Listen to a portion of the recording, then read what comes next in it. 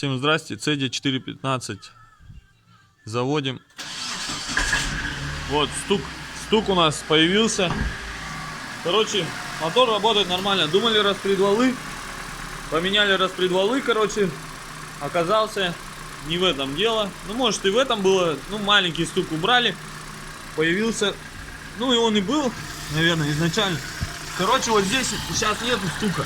Но он, блядь, появляется, когда она прогревается. Так. Маленький стук есть. Просто один. Если кто-нибудь газанул, было бы хорошо. Короче, вот этот бублик, мы его ставили. И, походу, не до конца изначально мы не знали. Надо его сначала было до конца и прокручивать.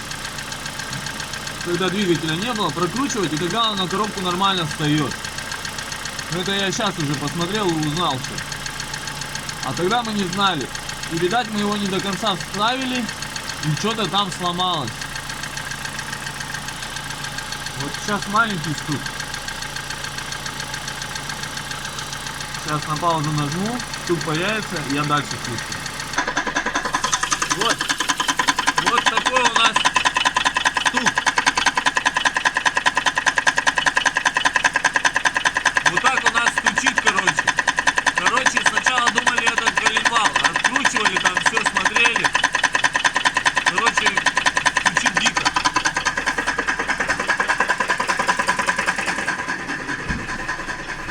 Такой стук. Вот теперь я газу даю. Все, нету. Газу даю, тишина. Все работает отлично. Отпускаю. Слышите? Просто это жесть какая-то.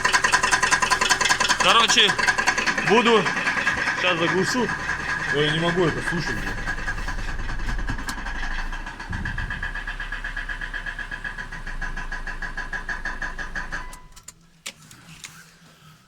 Вот.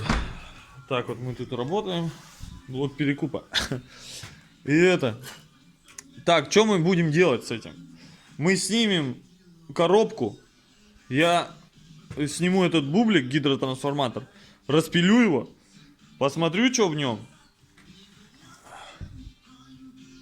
Как бы, может он сломан. А может быть еще насос там идет дальше. На коробке он уже стоит.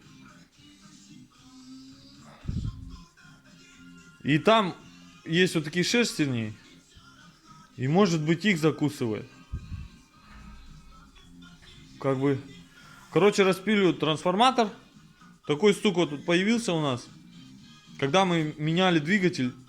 И потом ставили. И мы вот этот бублик, походу, не до конца ставили. И он там все разломал, короче. Ну, распилю, посмотрим. Потом в следующее видео выложу еще. Или все соединю. Ладно.